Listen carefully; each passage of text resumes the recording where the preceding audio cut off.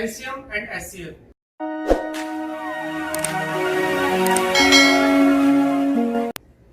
हम आज सीखेंगे कि एलसीएम और एचसीएफ का एक्चुअल कॉन्सेप्ट क्या होता है। आपने बहुत सारी क्लासेस देखी होंगी जिसमें हम जल्दी से एलसीएम एचसीएफ पढ़ जाते हैं, लेकिन बेसिक चीज क्या है, कॉन्सेप्चुअल क्लैरिटी आज की क्लास से आपको होगी कि एलसीएम एचसीएफ होता क्या है। कोई भी आपका कॉम्पिटिटिव एग्जाम है, एसएससी, बैंक, रेलवे, किसी भी एग्जाम की आप तैयारी करते हैं तो एक या दो क्वेश्चन एलसीएम के बेस पे आपको देखने को मिलेगा, एलसीएम एंड एचसीएफ पर। ठीक है, कहीं कहीं इसका यूज होता है, डायरेक्ट क्वेश्चन नहीं आता है। तो हम आज समझेंगे एलसीएम और एचसीएफ एक्चुअल में होता क्या है, कॉन्सेप्ट क्या है। शुरू करते हैं आज की क्लास। LCM and HCF. सबसे पहले तो हम जानेंगे कि एलसीएम एचसीएफ एक्चुअल में इनकी डेफिनेशन क्या है। एलसीएम का मतलब है लीस्ट कॉमन मल्टीपल। एलसीएम का मतलब होता है least common multiple.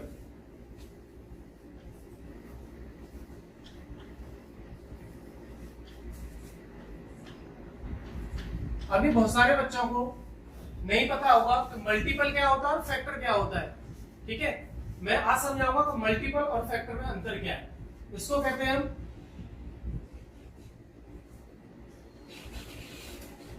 Least common multiple, यानी सबसे छोटा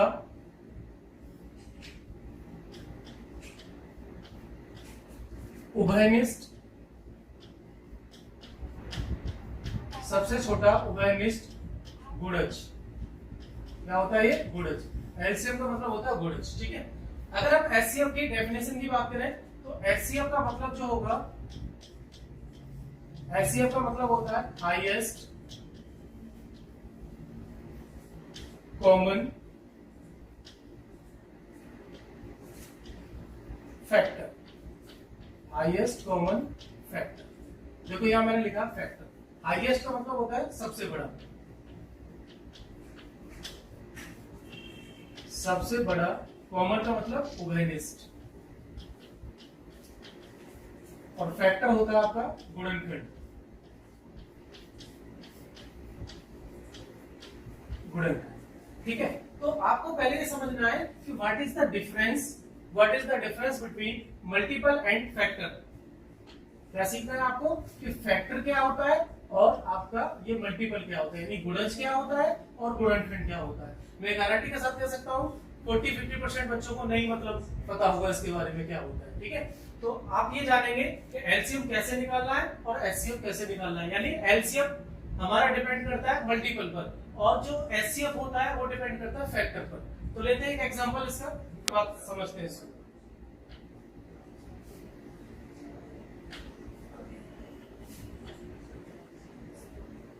पहले हम सीखते हैं कॉलम 12 और 18। मैंने कोई दो नंबर लिए, एक है 12, एक 18। इसके मल्टीपल की बात करेंगे तो 12 के मल्टीपल क्या होते हैं। 12 के जो मल्टीपल होंगे, यानी 12 किस किस संख्या को काटता है पूरा, वो मल्टीपल कहलाता है। 12, 24, 36, 48 एंड सो ऑन, इसको कहते हैं मल्टीपल।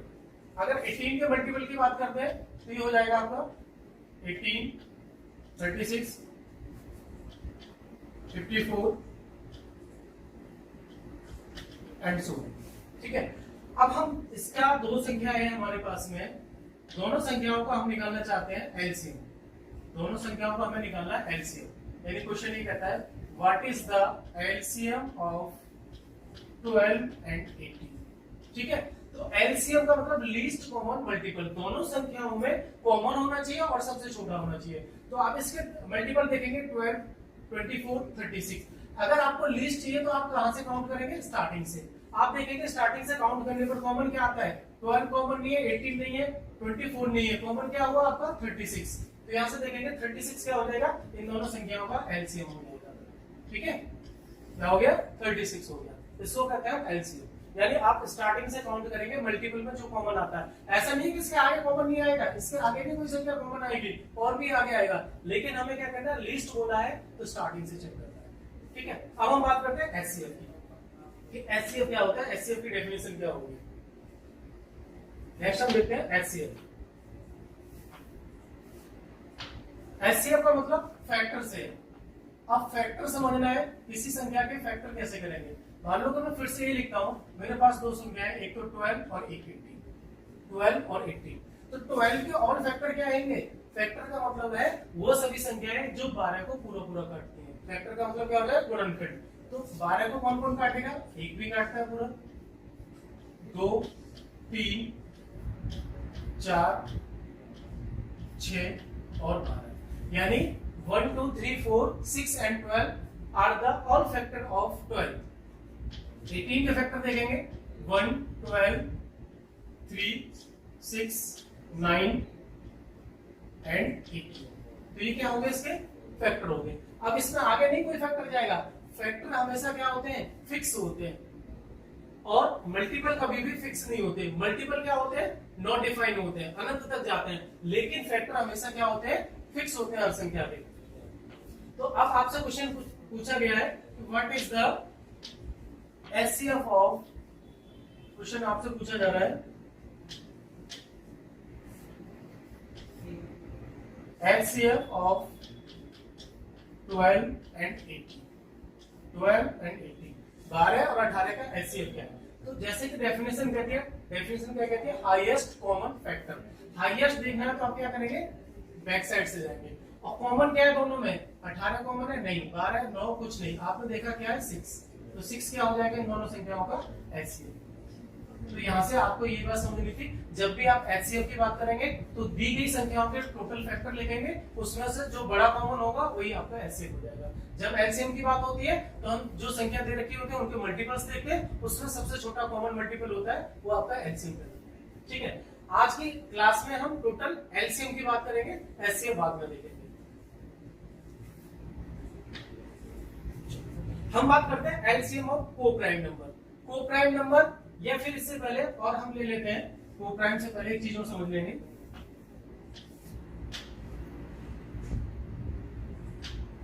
को प्राइम से पहले हम एक चीज समझते हैं कि किस तरीके से हम संख्याओं का एलसीएम निकालेंगे जो को प्राइम नहीं है, फिर को प्राइम पे जाते हैं। तो क्वेश्चन नंबर 1, मान लो मैं आपसे पूछता हूं what is the LCM of 12, 18। अभी मैंने इस क्वेश्चन को कराया था 12, 18 का एलसीएम क्या होगा। तो एलसीएम का मतलब क्या था, लीस्ट कॉमन मल्टीपल। दोनों में कॉमन होना चाहिए, मल्टीपल होना चाहिए और सबसे छोटा होना चाहिए। तो क्या करना है, आप ये देखेंगे कि भाई इसमें कॉमन क्या है, अभी कॉमन 6 है, 6 into 2, और ये क्या है 6 into 3। तो जो कॉमन होगा पहले उसे बाहर निकाल लो। अब इन दोनों में क्या कर दिया हमने, 2 और 3 को, 2 और 3 में कोई भी कॉमन नहीं है, तो कॉमन नहीं है तो क्या हो जाएगा इसका, ये मल्टीप्लाई हो जाएगा। ये एकदम सीधा सा मैंने बता दिया जो सभी को आता है। इसके बाद जो मैं क्वेश्चन लूंगा आप देखेंगे उसमें आपको कुछ ना कुछ डिफरेंट चीज मिलेगी। तो इसका एलसीएम क्या हो जाएगा 36। एलसीएम क्या होगा 36, यानी 36 वह छोटी संख्या है जो 12 से भी कटती है और 18 से भी कटती है। इसी को हम क्या करें, एलसीएम। यानी 36 दोनों का क्या है, मल्टीपल, 12 का भी मल्टीपल है और 18 का भी मल्टीपल है, सबसे छोटा। आप आगे देखेंगे इससे ज्यादा और भी मल्टीपल मिलेंगे, लेकिन हमें क्या चाहिए, लीस्ट।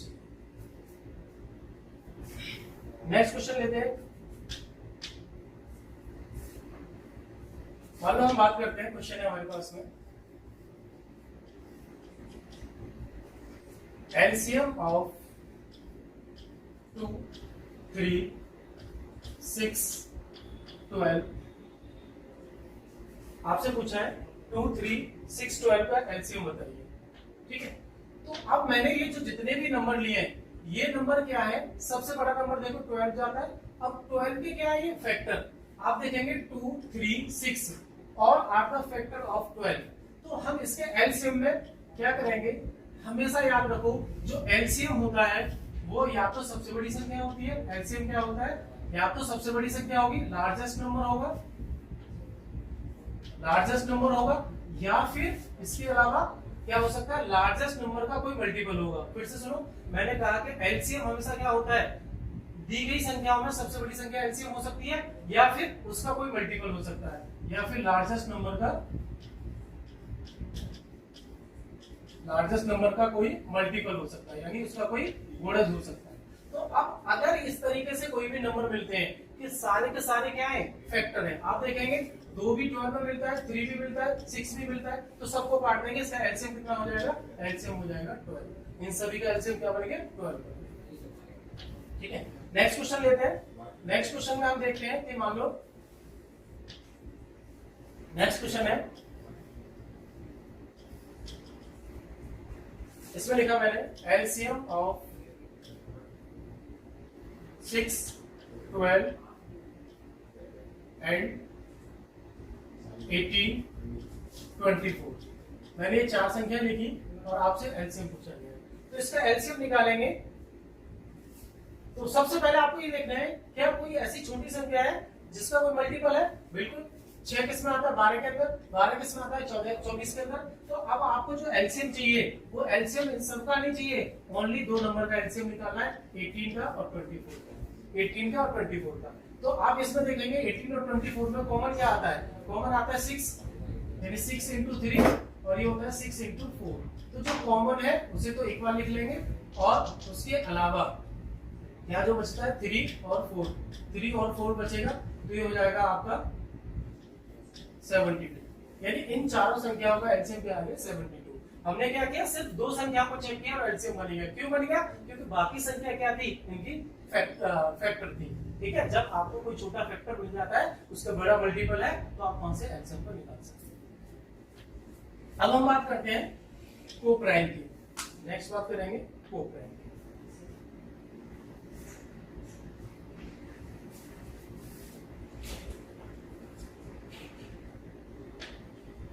एलसीएम ऑफ को प्राइम नंबर हम ये देखते हैं।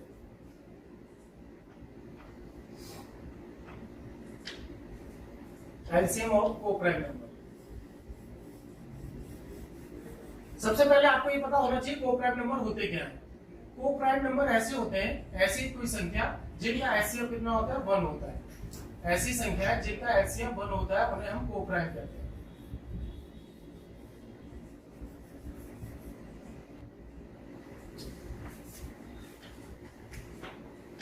अब देखते हैं को प्राइम नंबर का एलसीएम कैसे निकालेंगे। सबसे पहले आपको जानना है को प्राइम नंबर होते क्या है। को प्राइम का नंबर है, मतलब होता है कि अगर मान लो मेरे पास 2 संख्या है ए और बी, इनका एचसीएफ 1 है, एचसीएफ 1 है, तो ये क्या कहलाते हैं, को प्राइम, यानी इनका कोई भी कॉमन फैक्टर नहीं होना चाहिए।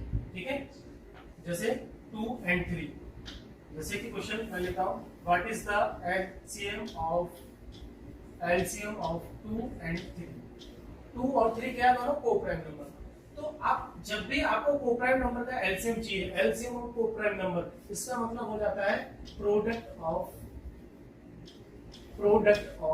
That number.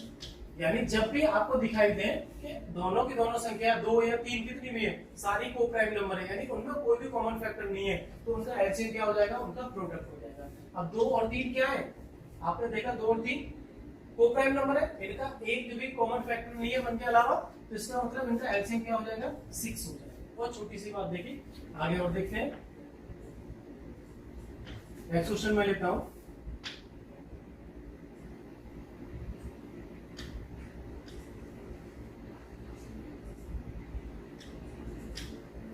नेक्स्ट क्वेश्चन देखते हैं। मान लो मुझे चाहिए एलसीएम ऑफ 2, 3, 5। 2, 3, 5, मैंने तीनों संख्या क्या लिखी है, तीनों आपस में को प्राइम नंबर है, यानी इनका एचसीएफ 1 है। तो जब भी आपको इनका एलसीएम निकालना है तो क्या करना है, सभी का प्रोडक्ट कर देना है। 2 into 3 into 5, तो ये हो जाएगा आपका 30। 30 क्या हो गया, 30 वो छोटी संख्या है, सबसे छोटी संख्या, तो इनसे पूरी पूरी करेंगे। ठीक है, अब इसके बाद हम नेक्स्ट बात करेंगे, if the given numbers are not को प्राइम।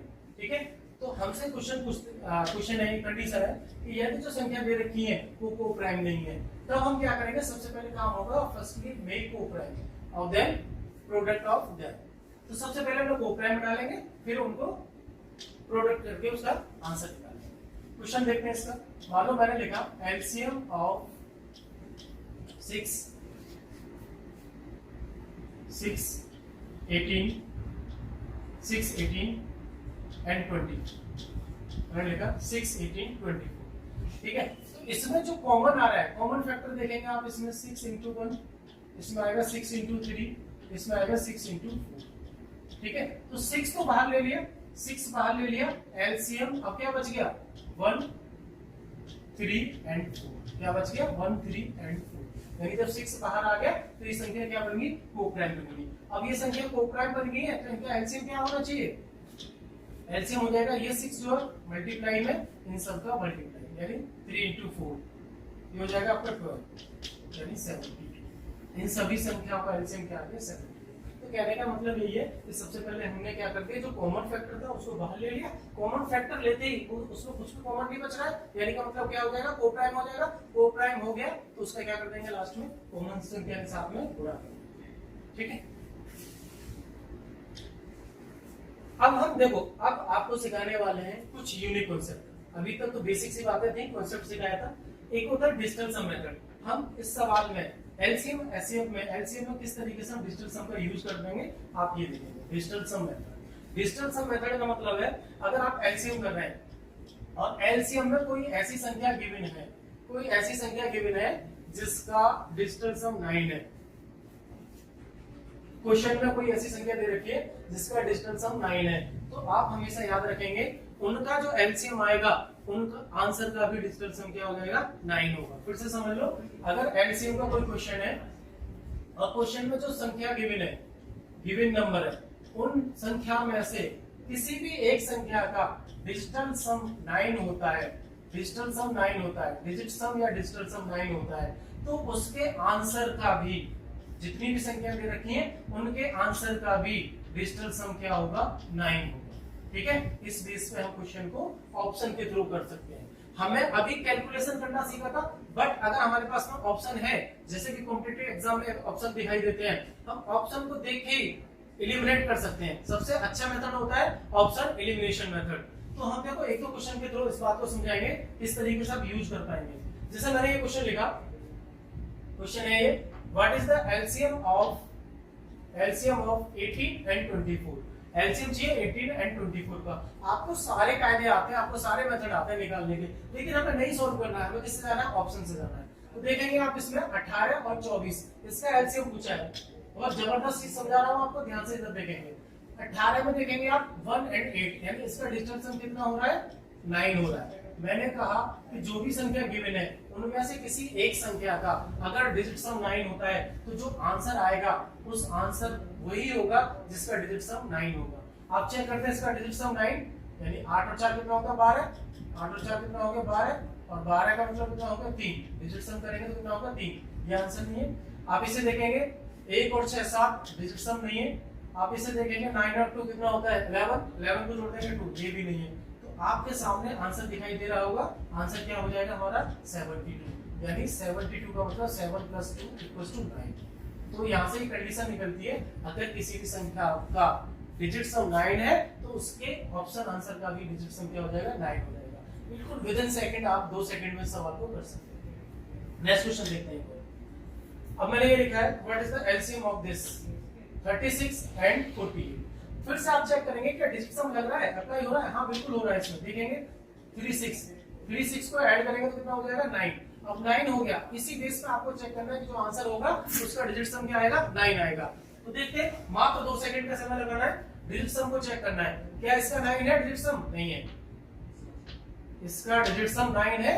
9 और 6 कितना होगा 15, 15 का मतलब कितना हो गया 5, डिजिट सम 5, आंसर नहीं है हमारा। इसे एलिमिनेट कर देंगे। ऑप्शन एलिमिनेशन मेथड सबसे अच्छा मेथड होता है, यानी हमने देखा कि हमारा इसका आंसर क्या है 9 आना चाहिए, डिजिट सम 9 आना चाहिए, क्योंकि इसका डिजिट सम 9 हो रहा है। इसमें नहीं है। इसमें देखेंगे 4 और 8, डिजिट सम 9 है, नहीं। इसको देखते हैं 4 4 9, हाँ ये हो रहा है डिजिट सम, ये हो रहा है 9 और इसका। अब हमारे पास 2 ऑप्शन, हमने क्या किया एलिमिनेशन मेथड से 2 ऑप्शन को काट दिया। हम इसे कैलकुलेट नहीं कर रहे हैं, कैलकुलेशन नहीं बढ़ा रहे हैं, सिंपल सा हमें निकालना है। अब हमें देखना है कि 144 आंसर है या 36 आंसर है। तो आप एक चीज देखो, मैंने बताया कि जब भी हम एलसीएम की बात करते हैं तो एलसीएम क्या होता है, जो संख्या दी गई होती है या तो सबसे बड़ी संख्या एलसीएम बनती है या उसका कोई मल्टीपल बनता है। हम यहाँ पे देखते हैं 36 एलसीएम हो सकता है? बिल्कुल नहीं हो सकता। क्यों नहीं हो सकता? क्योंकि एलसीएम की कंडीशन है या तो वो सबसे बड़ी संख्या होगा या उससे ज्यादा होगा। तो 36 भी आंसर नहीं है हमारा। बचा क्या 144, इन दोनों का एलसीएम क्या हो जाएगा 144। ठीक है, तो इसको हम हर जगह अप्लाई कर सकते हैं, ऐसा नहीं कि 2 सवाल पे ही कर रहे हैं, हम हर जगह क्वेश्चन इस मेथड को अप्लाई कर सकते हैं डिजिट सम को। और एक और मेथड होता है डिवीजन मेथड। अगर आपको ये दोनों चीज आ गई, डिजिटल सम मेथड और डिवीजन मेथड, तो आप किसी भी एलसीएम के क्वेश्चन को ऑप्शन देख के ही फटाक से 2 सेकंड में कर देंगे। नेक्स्ट हम देखते हैं डिवीजन मेथड। डिवीजन मेथड क्या होता है? डिवीजन मेथड भी ऑप्शन को चेक कराता है। हमें ये देखना है कि जो भी हमारा क्वेश्चन दिया है उस क्वेश्चन में जिस संख्याओं का एलसीएम पूछा है वो संख्याएं किससे कटती हैं, यानी किससे डिवाइड हो रही हैं। मान लो मैंने कोई नंबर लिया 12 किससे डिवाइड हो रहा है? 3 और 4 से। तो अब जो ऑप्शन होंगे हमारे, जो ऑप्शन होंगे वो भी क्या कटने चाहिए? 4 से भी कटने चाहिए, 3 से भी। यानी जो आंसर बनेगा वो 4 से भी कटेगा, 3 से भी कटेगा। मान लो मैंने यहाँ ले लिया 35, यानी इन दो संख्याओं का एलसीएम लेना है, तो जो आंसर आएगा वो इन दोनों से तो कटेगा। और 35 के फैक्टर क्या होते हैं? 5 into 7, यानी ये कंपलसरी है कि जो आंसर बनेगा वो 5 से भी डिवाइड होना चाहिए और 7 से भी डिवाइड होना चाहिए। ठीक है, तो हम इसमें कोई भी कैलकुलेशन नहीं करेंगे, हम सीधा ऑप्शन से चेक करेंगे। लेते हैं क्वेश्चन।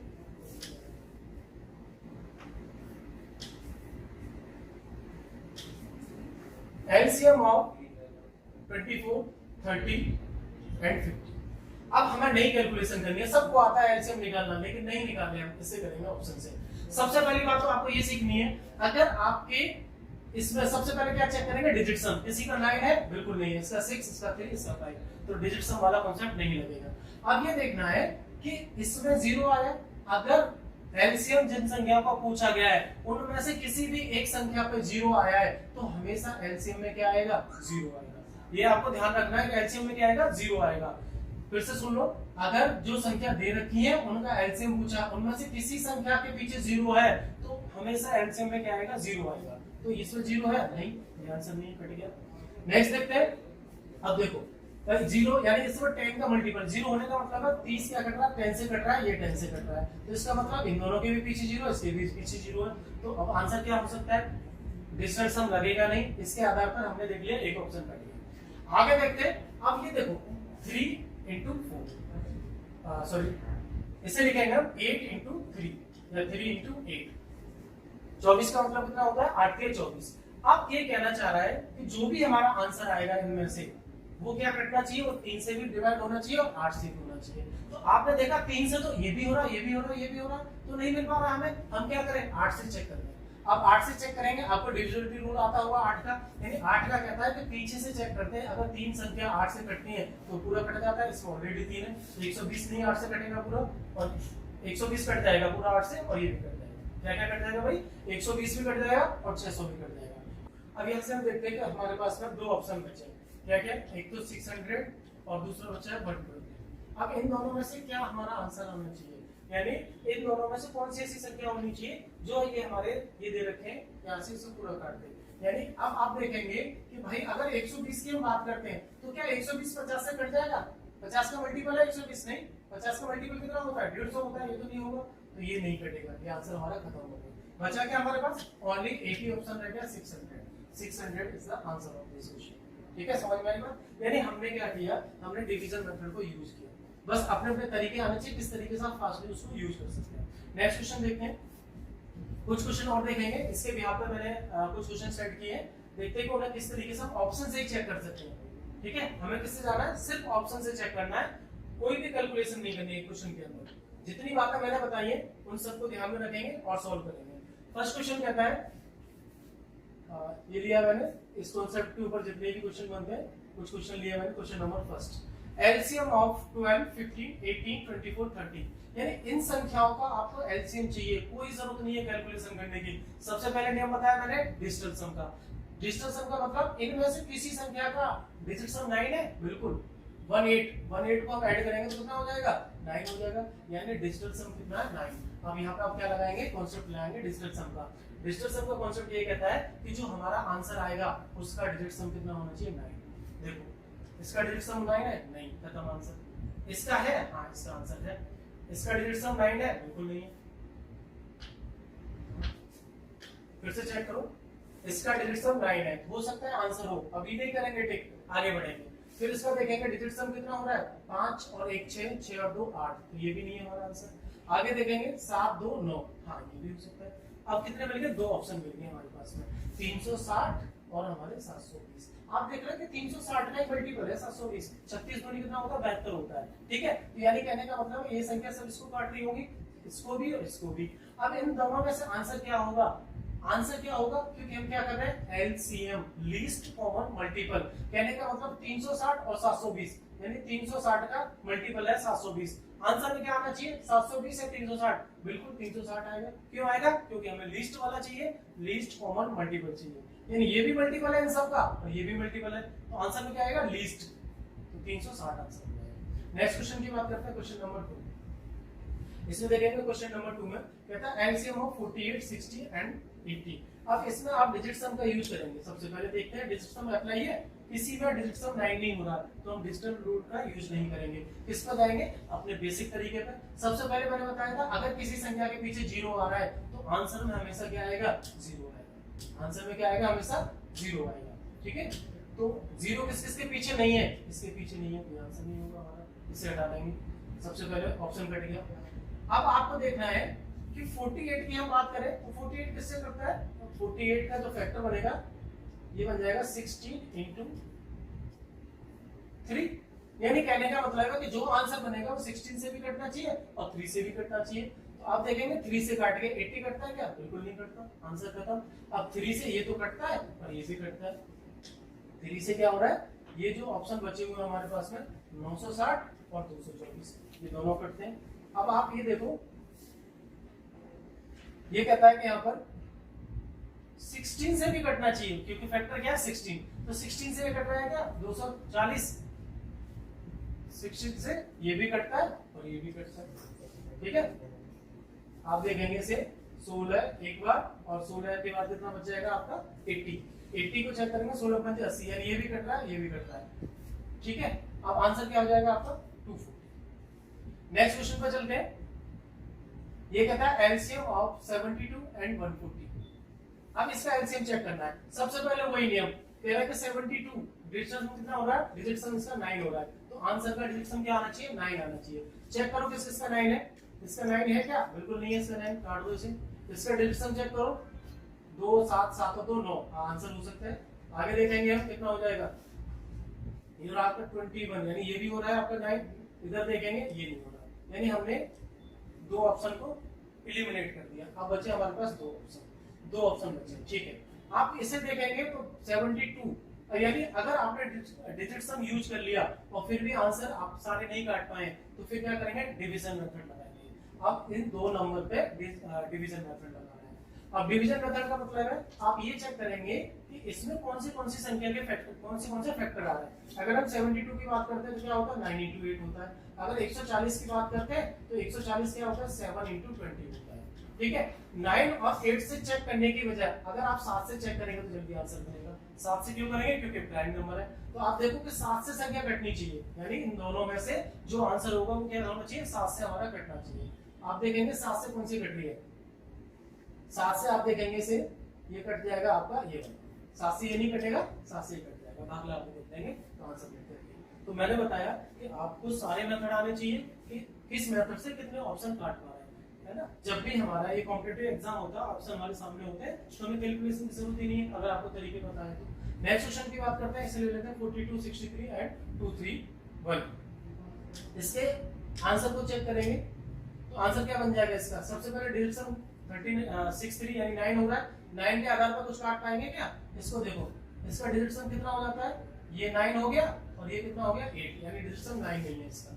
ऐसे भी चेक कर सकते हैं हम, जरूरी नहीं कि सबको जोड़ो 1 और 2 3 3 और 6 9 9 और 8 17 17 का मतलब 8, ऐसा नहीं। आप ऐसे भी देख लो 1 और 8 तो 9 हो गया, 2 और 6 9 हो रहा है क्या, नहीं हो रहा, ये आंसर नहीं है हमारा। आगे चेक करेंगे हम, ये कितना हो जाएगा 4, ये कितना 4 1 1 1 2, यानी 4 4 8 हो रहा है, ये भी हमारा डिजिट सम 9 नहीं बना रहा, आंसर नहीं है। आगे देखते हैं ये कितना हो रहा भाई, ये हो जाएगा 9 और 9, देख रहे हैं 1 और 8 कितना हो गया 9 और 3 और 6 कितना हो गया 9, यानी एक्चुअल में इसे जोड़ेंगे तो ये आएगा 18, लेकिन 18 का डिजिट सम कितना हो जाएगा 9 हो जाएगा। इधर देखते हैं डिजिट सम कितना बनना है इसका, ऐसे देख लो, इसे जोड़ लो सबको, 4 और 4 12 12 और 16 1 17, 17 का मतलब कितना होता है, 17 का मतलब होता है 8। तो किस में डिजिट सम आ रहा है हमारा 9, इसमें आंसर क्या हो जाएगा हमारा जी ऑप्शन। बहुत ही बेहतरीन तरीका है। अगर आप इसे अप्लाई करना सीख जाते हैं तो 2 सेकंड 3 सेकंड में आप इसका आंसर कर पाएंगे लिक्विड करके। ठीक है, तो आपने देखा एलसीएम का, आज मैंने बिल्कुल बेसिक से चीज समझाई थी। इसमें पढ़ाने के लिए बहुत कुछ है। आप कॉम्पिटिटिव एग्जाम की बात करते हैं, एसएससी में जाएंगे तो इसमें कई सारी हमें वीडियो बनानी पड़ेगी, कई सारे पार्ट में लेक्चर में खत्म करना पड़ेगा। आज मैंने बेसिक से आपको इंट्रो दिया था, किस तरीके से हम अपने कॉन्सेप्चुअल, अगर हमें कॉन्सेप्ट आते हैं तो किस तरीके से हम अपने मेंटली क्वेश्चन को सॉल्व कर सकते हैं। ठीक है, किस तरीके से हम सोच सकते हैं कि क्वेश्चन को देखते ही हमें उसे एलिमिनेट कर देना ऑप्शन को और सही आंसर का बन जाना है। Thank you.